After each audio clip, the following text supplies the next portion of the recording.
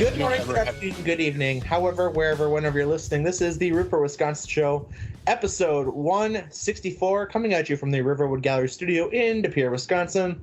I'm host, producer, Eric Fisher, the Big E. Joining me this week, as he has the last few weeks, it's just the Dylan Trent and Eric Fisher Show. How are you this week, Eric? I'm doing great, Dylan. We almost had a surprise guest, and I think our fans would have enjoyed it, but nevertheless, didn't come to fruition, so it's okay. This person had some chores and some errands to do. They're going away for a weekend, so I get it. I get it. Also, Sean had meant to make his return last week. I'm not sure if we had talked about this, but he was working on his truck and sliced like two of his fingers open. Oh. So he was not able to join us last week. He was in the urgent care to get stitches on his fingers. But we hung out a little bit on Saturday. He is doing well. And I can report that Justin, high school girls basketball, actually started up on Monday. So he's into the fray of his busy time. And Ramsey's always doing well. I'll just update our audience as this is, posted to Facebook, but Ramsey's about to be a dad. Good for him. So some big stuff happening throughout the Root for Wisconsin Nation. We've had a wedding. We've had a pregnancy announcement. We've had a new house. Sean bought a new house earlier this year. It's been a big 2024. So hats off to all of us around the show, plus numerous other awesome things going on in our lives. But I just want to give that a quick shout out. Also, we've got to give a shout out to Raging Pro Wrestling, the next event coming up January 25th. And you're not going to want to miss this one. It's as simple as that. We're back at the Big Apple in Manitowoc for RPW Redemption 4. And some top talent from around the world coming to Manitowoc, Wisconsin, including Parker Bordeaux, who has been seen on WWE NXT, as well as AEW, now New Japan Wrestling. He's coming to the show. He's going to make an appearance. Also in a match, AEW superstar Danhausen going to have a tag match with Brick McCarthy, JDX, and Rampage Santana. So you're not going to want to miss RPW Redemption 4. Tickets are going fast. You can get them at Big Apple in Manitowoc. Look sharp at the Fox River Mall, or also rpwprowrestling.com. I know we will be there. It sounds like we are going to have an all-time high in terms of attending with us.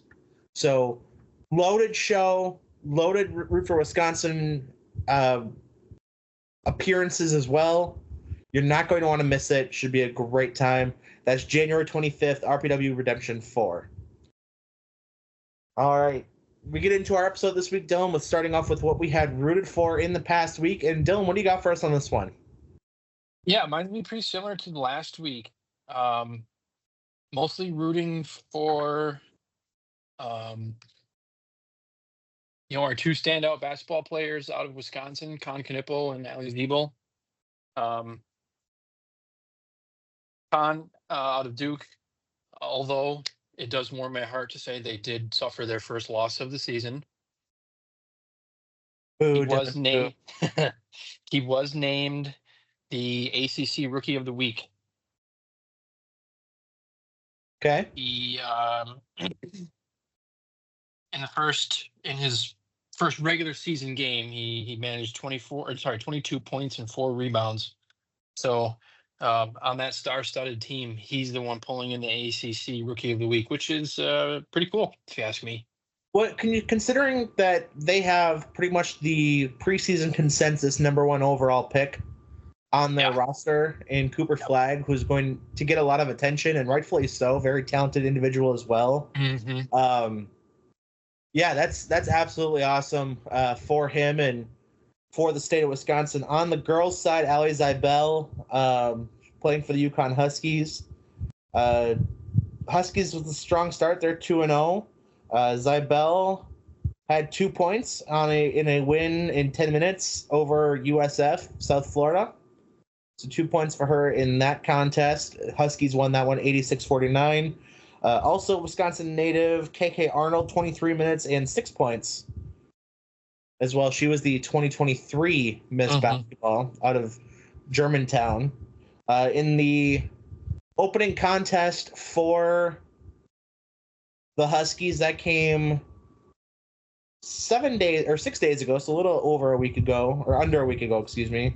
Season opener against Boston University, Zabel, 15 minutes and 6 points in her collegiate debut. KK Arnold, 21 minutes and 4 points in that one as well. Yeah, this is really nice to see those two. I mean, obviously, Allie's got a little more competition to contend with, being a freshman on an already star-studded team where Nipple is one of the stars on the team that they recruited initially. So, but yeah, it's good to see them doing well. It really is.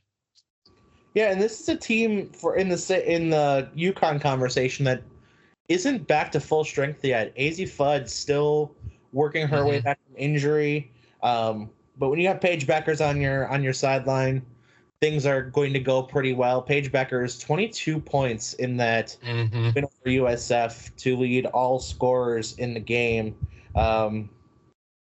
And a phenomenal player out of the state of Minnesota as well. Very likely could be a top 5 WNBA pick next year. So, all right. My root for the week, I'm going to kind of go in the same conversation. I'm going to go with the Green Bay Phoenix, kind of quick Phoenix update. And I think we might talk about this a little bit more. But for my root for, I'm going to say not the game itself. Green Bay men and women actually off to a little bit of a slow start by their standard. Both teams coming into tonight's play, both teams in action right now, come into tonight's game at 0-2. But one of the kind of cooler, very validating moments, but also incredibly intimidating, was after the men's game that we talked about. Was that Friday night last week? Green Bay Phoenix lost and I was covering it for the Horizon Roundtable, and went in to do the press conference with the media members to turn out that I was the only media member there. So you get a one-on-one interview with Doug Gottlieb, fresh off of a loss, and I mean this in the best way. It was intimidating, also incredibly validating that, he took the time. Most coach or a lot of coaches probably wouldn't, they'd see one outlet in there, a very small outlet, and kind of, I don't have to do this, or I'm not going to do this too much. They'll have their availability, but kind of blow you off a little bit, and totally valid. I'm not going to say it wouldn't have been, but took as many questions as I had. I tried to get out of there, respect his time, and again, after a tough loss, didn't really have much to ask. But we got 4 questions in, and yeah, it was a cool experience.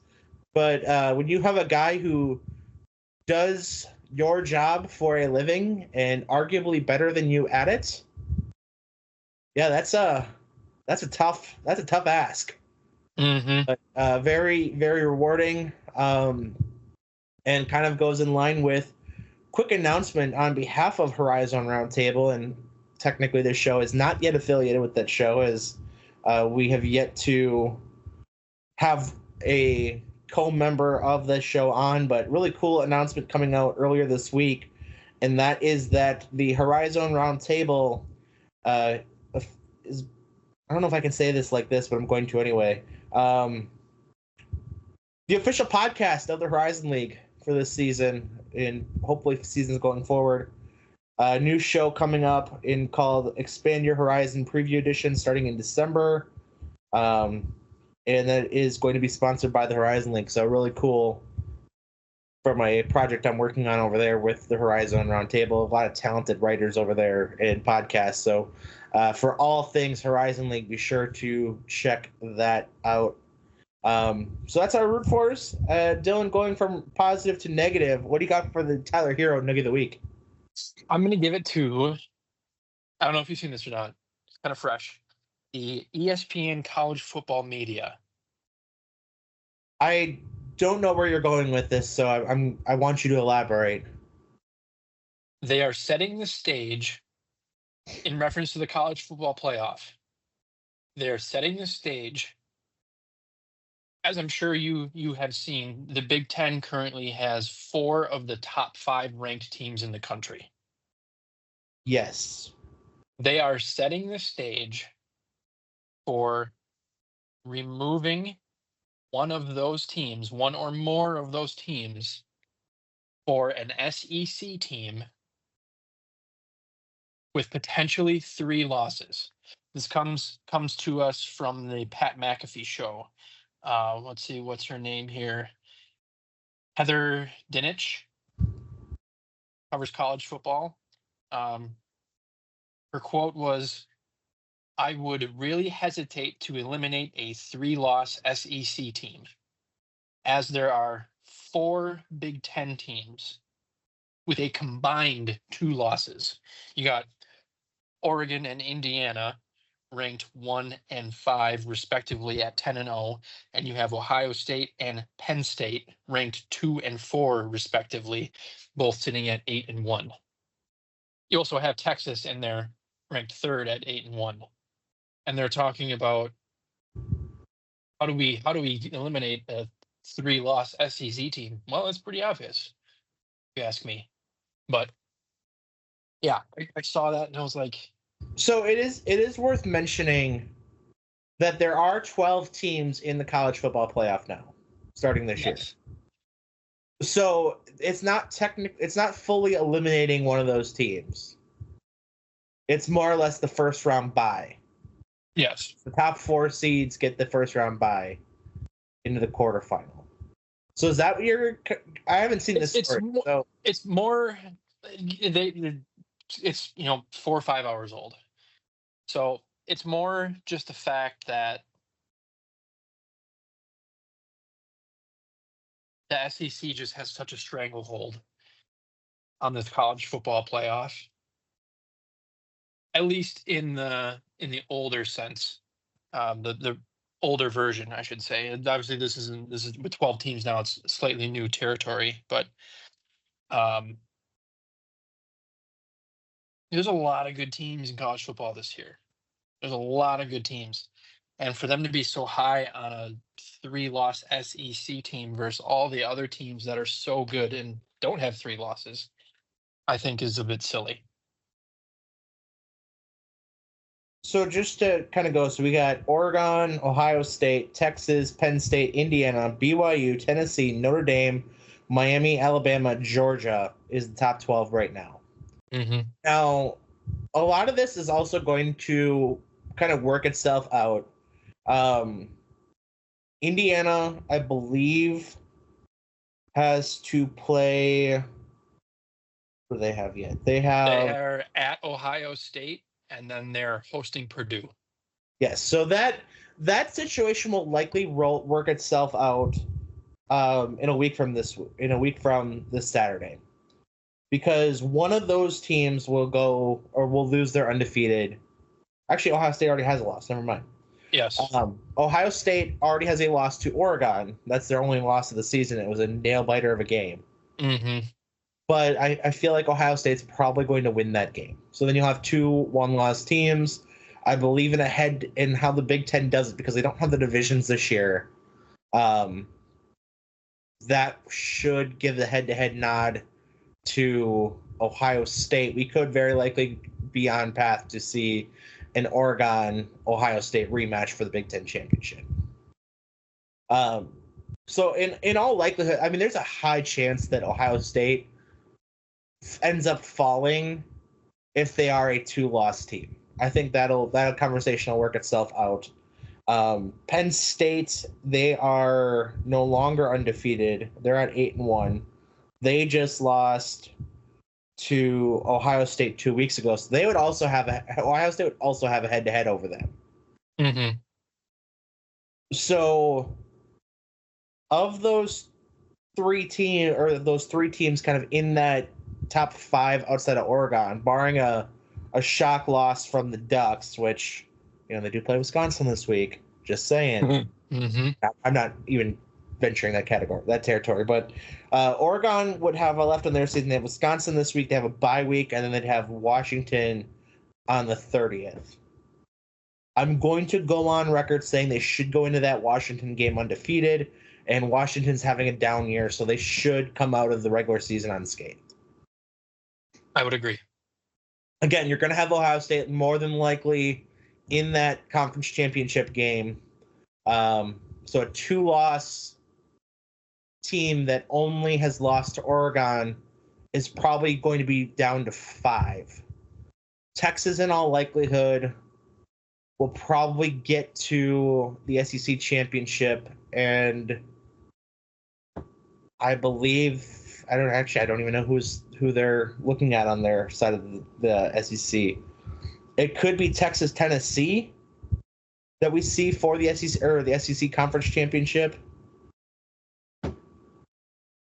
A&M's up there too, and they have to play them in the regular season yet too. So the final regular season game is at A&M, so that could be a dangerous game. So I say all this just to basically say, at the end of the day, I don't foresee there being 3 teams in the Big Ten that are in the top 4. I think things are going to work themselves out, but that's neither here nor there. But definitely, I can see where that is noogie territory. Well, and I add a little more context to this. You have Alabama and Georgia sitting at 10 and 12 respectively, both at 7 and 2. And I think what she meant is obviously one, potentially both, most likely not both, but one of them is going to lose in their conference championship game. They both can't win. So I don't think either one of them's getting there. Would be my main takeaway. Well, right, sure. So if one of those 2 teams ends up there and loses, that's the 3-loss team. Sure. The 3-loss SEC team. And I think that's what she was referencing is how do you eliminate Alabama and Georgia from the field of 12. Sure. So crazy things have happened. We'll have to see how it plays out. Yeah, as of right now, by the way, that Big 10 or Big 12 the SEC championship would actually be Tennessee, Texas A&M as of right now, due to a tiebreaker. Texas is 1 game behind them. They have already had their in-conference bye, so that still could shake itself out, and it's based on win percentage right now. So Tennessee, Texas A&M at 5-1, Texas is at 4-1. Yeah, the real situation here is there's a number of 1-loss teams that are in the group of 6 technically conferences that would have a strong case to be pissed off, including a undefeated Army team right now that if I'm again playing the odds, they might, they do have Notre Dame this week. That's all fun. Notre Dame's at the 8th ranked team in the country. They're at 8-1. But if they can take down Notre Dame and put them to 2 losses, because they already have a loss this season too, there's a strong case for Army to be up in that probably top 10. I don't know if you put them at the top 5 or top 4, top 5, but you're definitely putting them in the playoff. Yeah, I mean, if they can beat Notre Dame, they're hosting Notre Dame. If they can beat Notre Dame, I mean, and then finish out their last 2 games, what more could the playoff committee have asked from them? Well, and the most interesting thing is that technically speaking, I believe the college football playoff would already have been decided before their regular season is done. Because they do have the Army-Navy game on the 14th of December. It's always kind of a select point of the season. So there's a chance. Now let's just say Notre Dame, as of right now, Notre Dame is favored in that game. That's 2 weeks away. Army also on bye this week. Mm-hmm. But let's again hypothetically say that next weekend, a one-loss Army team, let's say Notre Dame beats them, they'd be favored, more than likely. Notre Dame beats them, Army's a one-loss team, only lost as a top 10 team. Let's say that, a couple games go the other way, they get a 12 seed. A 12 seed that potentially could still lose a game and be a two-loss team in the playoff. I don't foresee that happening. I think if they lose to Notre Dame, they're probably done for that conversation, just being an independent. Yeah, but I it have is to agree. A possibility. All right. Anyway, my noogie this week. I gotta say, I think it's gonna go to the Jacksonville Jaguars, just all of them. Okay. And the NFL slate as a whole this last weekend was just brutal for games that we had available to watch here. Jags Vikings. I mean, for what it's worth, the NFC North. I write a weekly column on Lombardi Ave, power ranking the quarterbacks of the NFC North. And Jordan, kind of my rule of thumb is if you're on the bye, you kind of go to 4 for the week, and then we kind of restart. You pick up where you left off. And Jordan Love has struggled this season as a whole. I mean, he's not, he's thrown the interceptions, but he's also top 10 in touchdowns. Mm-hmm. There's a conversation to be had in that ranking that Jordan Love had the best week without playing. Sam Darnold was terrible. The Vikings didn't score a touchdown in their win against Jacksonville, who was terrible. The Lions did win, but Sam Darnold threw 5 interceptions. And Caleb Williams and the Bears haven't scored a touchdown in 2 weeks since they got Hail Married by the Washington Commanders.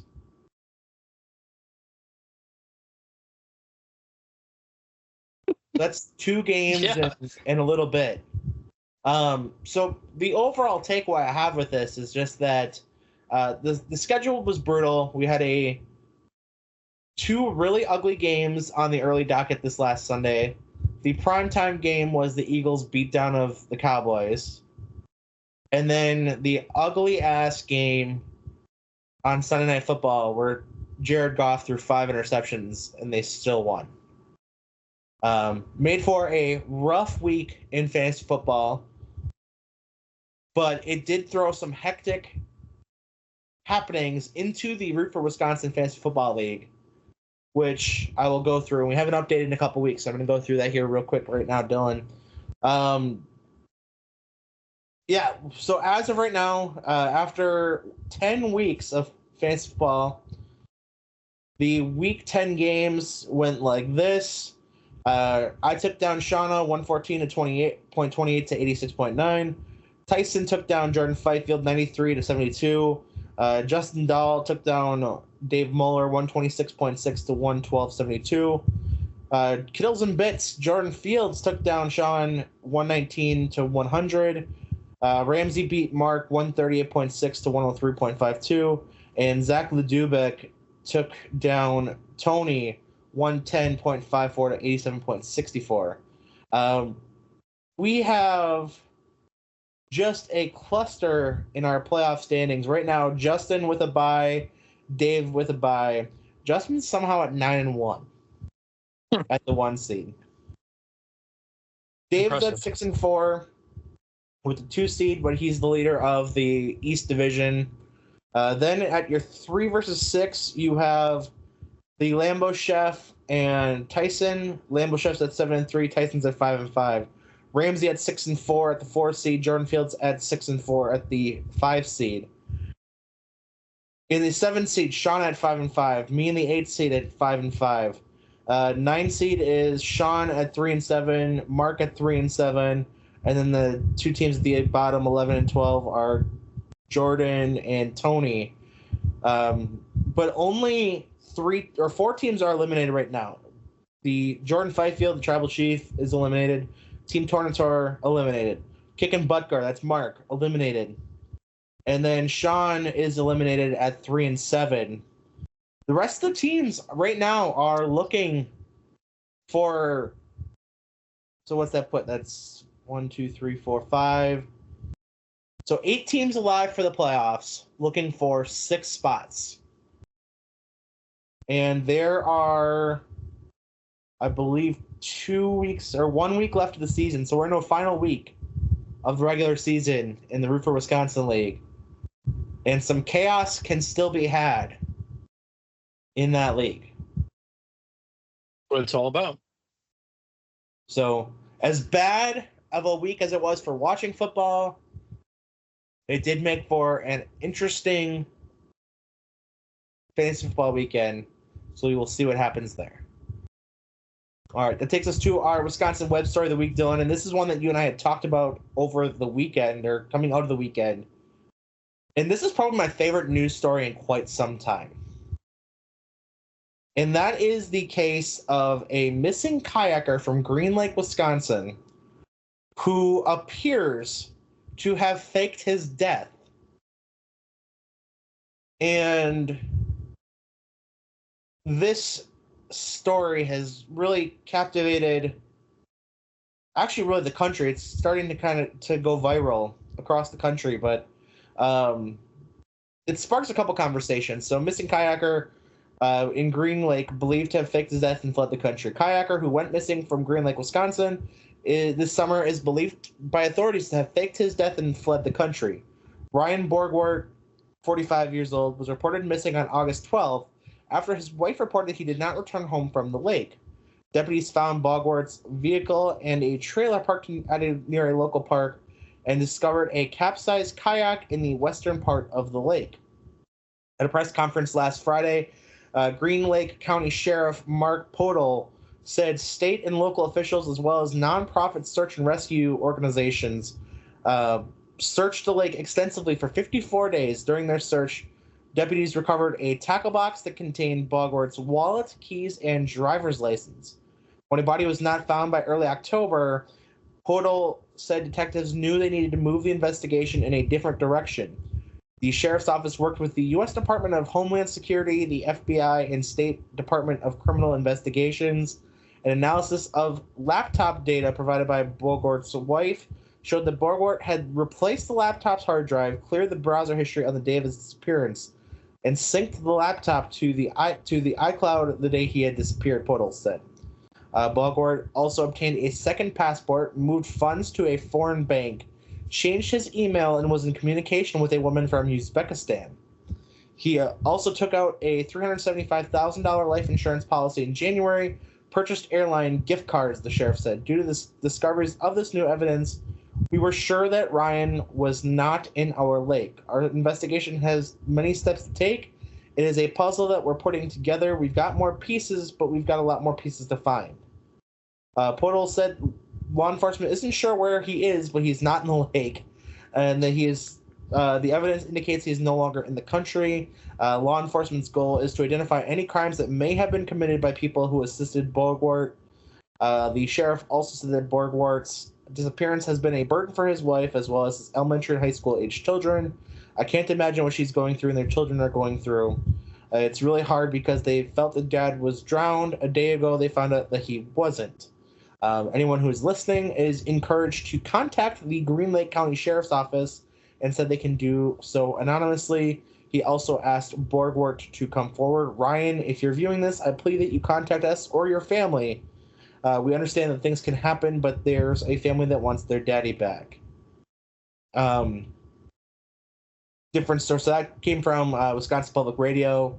The other side of things is that the Department of the Green Lake County Sheriff's Office has also been on record saying that they are looking to recover costs with the investigation and taxpayers as well for their resources, as well as again, looking into potential crimes. But my question to you, Dylan, and why this was a real big conversation. First of all, I got to say, awful thing for his family to go through. First of all, it's bad enough that you think your father or husband was believed to be missing and possibly dead, but to find out that he isn't and that he ran off allegedly, potentially, to Uzbekistan is all sorts of crazy. I could not imagine being in that situation. I don't want to make light of that. However, I do want to know, aside from, there's obviously the fraud element of the life insurance and things of that nature. So that is a key cog in this. But my biggest questions are, how can they hold him liable for the cost? Yeah, we did talk about that earlier this week, and you're kind of right. I mean, insurance company. Well, first of all, the Well, insurance not company, even the insurance company. Let's talk about the searches. They could have hauled him off at any point. But I'm going to take that one step further, is that technically speaking, he's not the one who called 911. True. And unless they discover that his wife was in on it for the insurance, which, given the circumstances, I'm going to speculate that she wasn't. I would agree. Given that he's alleged to have ran off with some woman from Uzbekistan. But unless she's involved in that insurance element of it, then, she doesn't know any better, so it's not her burden either. And I agree. But he's not the one who called 911. And you could probably argue that his actions forced them to do so. But it's not like, it's not like, like where you see people who, they swat people, for like during video games or whatever. They fake call in police, or they kind of abuse 911 and call in and waste resources that way for non-emergencies. But that's not, I don't think, the same in this case. And I think if he would end up being extradited, which I don't foresee happening over a financial crime, but yeah, it's a hell of a conversation to have. Yeah, his wife is going to be one unhappy lady, and rightfully so. Rightfully so. But definitely just an interesting topic of conversation in that, we have this shadow kind of situation of running off and actually deleting your whole past. And it's here in Wisconsin. So obviously we're going to think a lot of eyes on that one. Yeah, we'll probably follow up on that one next week as details come out. Yes. All right, Dylan, we're going to kind of rapid fire here through our sports, as I know we're going a little bit late, but first and foremost, give us a update on the Bucks, because things still, I guess I'd say they're a little bit better since we had last talked. They've won games since then, but what's going on? What's the latest? Oh, yeah. They are slowly making progress. They're up to 3-8 now. They've won 2 out of their last 4. As we talked last week, I expected them to come out against the Jazz and go full throttle, and they did. And they covered, as you predicted. Then they lost. They lost by 22 to the Knicks. Not a great game. Standard of this year so far, I would say. The Boston game was very disappointing. They were in control of the game, very well in control of the game for basically the entire first half. And Boston, obviously being one of the better teams in the league this year, closed that gap in the third quarter, and by middle of the fourth quarter, that game was just slightly in Boston's favor. But yeah, that one was a real frustrating one to see that score. But then they did bounce back, and they beat Toronto, which I believe was their first game of the NBA Cup, That is if I'm not correct. mistaken. Yes. That is correct. They're currently getting killed by the Pistons. Yes, well, they're down 13 at halftime. It's not great, but again, you look at the standings in conference. Sure, we are in 12th place, but we're still only 2.5 games back of the 3 seed. So I'm still not quite in panic mode about it, but I'm definitely in, hey, what the heck is going on here? I don't think Doc Rivers is on the hot seat quite yet. I think he's got said that he is not. They've also said that they are not trading Giannis at this time. Yeah, Giannis doesn't want to go anywhere. I think if anyone's going to want out, it's going to be Damian Lillard, but he might even give it a little bit more time yet. I don't know. But there's still a lot of time. I think once they're 12 games in, 13 after tonight. They lose this game tonight, they'll be 3-9. That'll be through 12 games, I should say. If you're 5-15, 4-16, then Doc Rivers is probably going to be looking. Might be starting to look at moving him. But again, there's a lot of time for them to catch up, a lot of time to make adjustments and catch up. Obviously, I don't know if anyone's going to be catching Cleveland anytime soon, but they haven't lost yet, have they? No, they are 12-0. They are the sole undefeated team in the league, and they are taking care of business too. They're not just winning games; they are demolishing teams. All right, we'll stay with the world of basketball. As mentioned earlier in the show, Green Bay Phoenix are both men and women off to slower starts than they would probably prefer this season. Mm-hmm. The men currently are kind of showing things maybe in the better direction. They are up almost 20 on Western Illinois at the under 16 media break in the second half.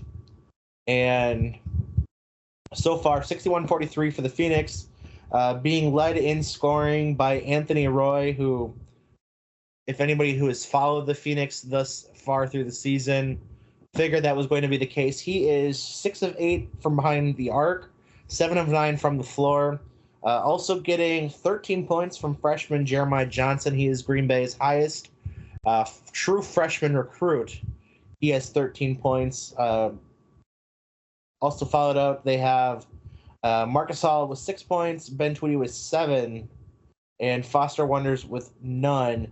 Ro Oselka, no points on 0 of 1 shooting. Isaiah Miranda, the big man, formerly from Oklahoma State, he is at 5 points. And C.J. O'Hara with 2 points. No Preston Reedinger tonight through the ESPN box score. Not sure if that is an injury situation or a team situation,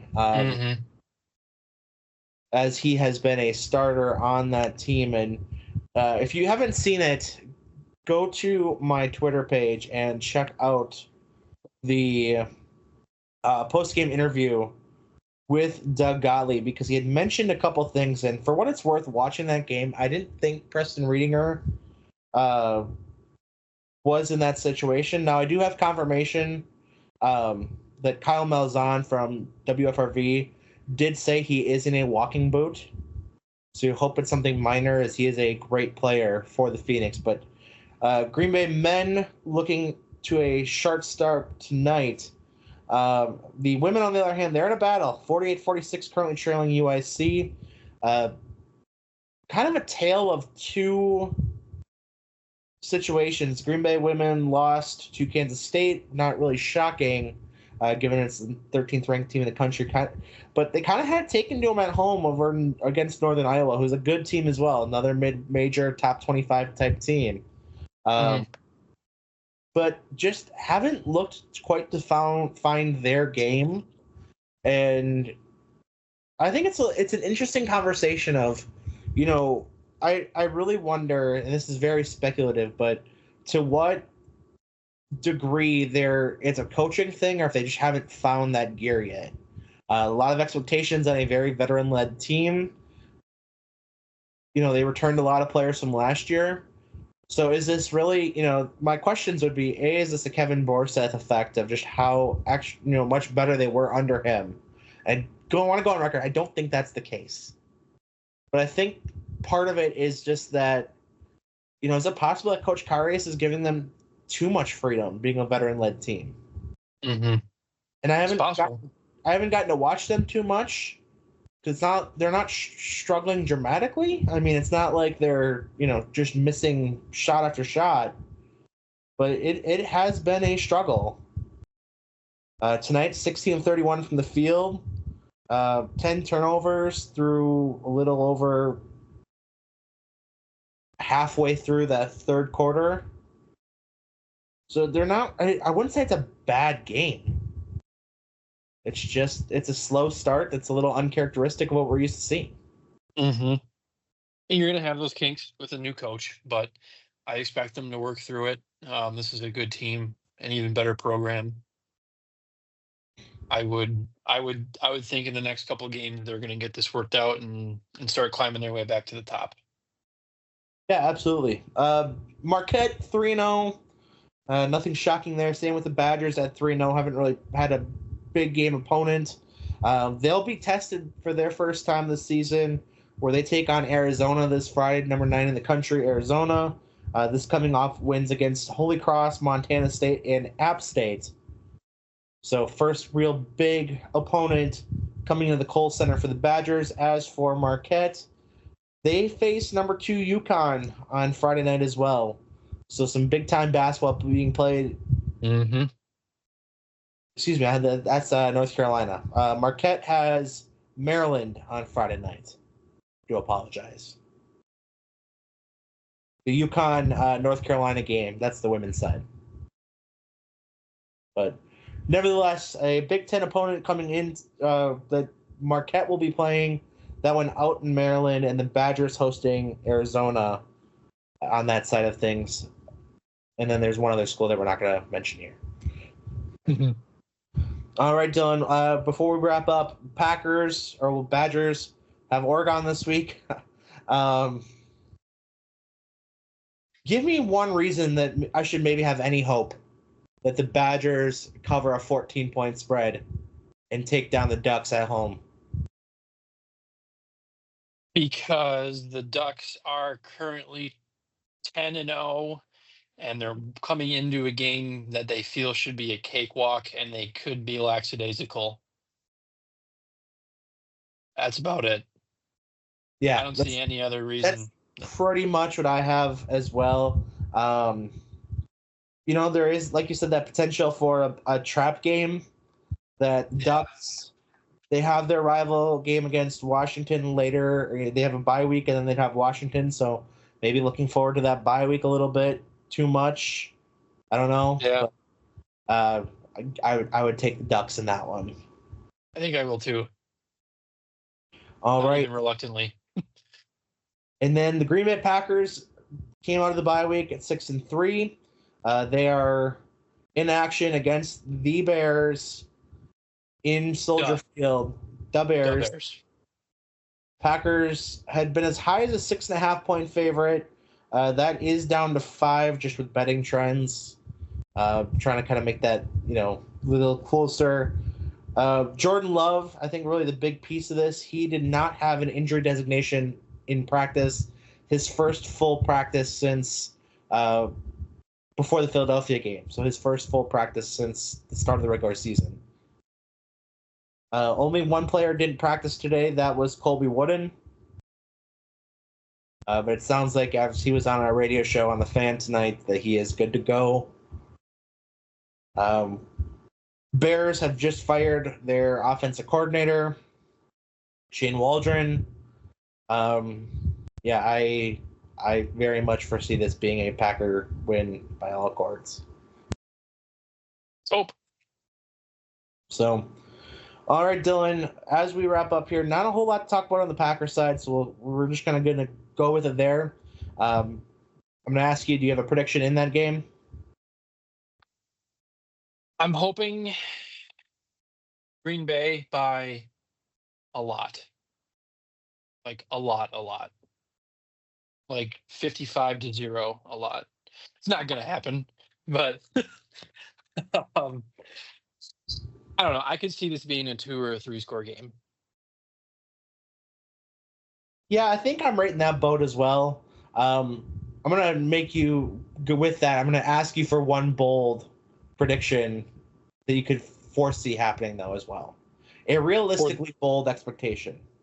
For the game. Yeah. I'm going to go with Caleb Williams throws 3+ interceptions. 3+ interceptions. All right. Yep. I'm going to go something that I wish wasn't bold, but I'm going to explain it here in a second. I'm going to say Jordan Love, no interception this week. First no interception game of the season for him. I have a feeling that being a full rep in practice, having the bye week to get healthy, he's not going to have to feel like he's forcing, himself to play through and kind of playing on a bad wheel. So combining that with Chicago's kind of hobbled secondary, as good of a defense as they have when they're fully healthy. I'm going to say that they're maybe a little bit hobbled coming into this one. They're already without Jaquan Brisker. But I think we have a very much a get-right game for Jordan Love. No interceptions. Give me 3 touchdowns, no picks. All right. I can get on board with that. All right. Before we wrap up our show, do you want to do our Ticket Smarter ticket of the week? And that is brought to you by, as I mentioned, Ticket Smarter. $10 off of any ticket with code ROOTS10, ROOTS number 10, code ROOTS10. And Dylan, our ticket of the week. How about the Fab Four, the ultimate tribute at the Meyer Theater this Friday? The ultimate. Let me get that pulled up. The Ultimate Four is a show. U.S. meets the Beatles, so it's a Beatles tribute show to experience the Beatles first, or kind of from the Meyer Theater website. Tributes the Beatles' first visit to the USA with performances from the Ed Sullivan Show, Meet the Beatles album, as well as the greatest hits of every era.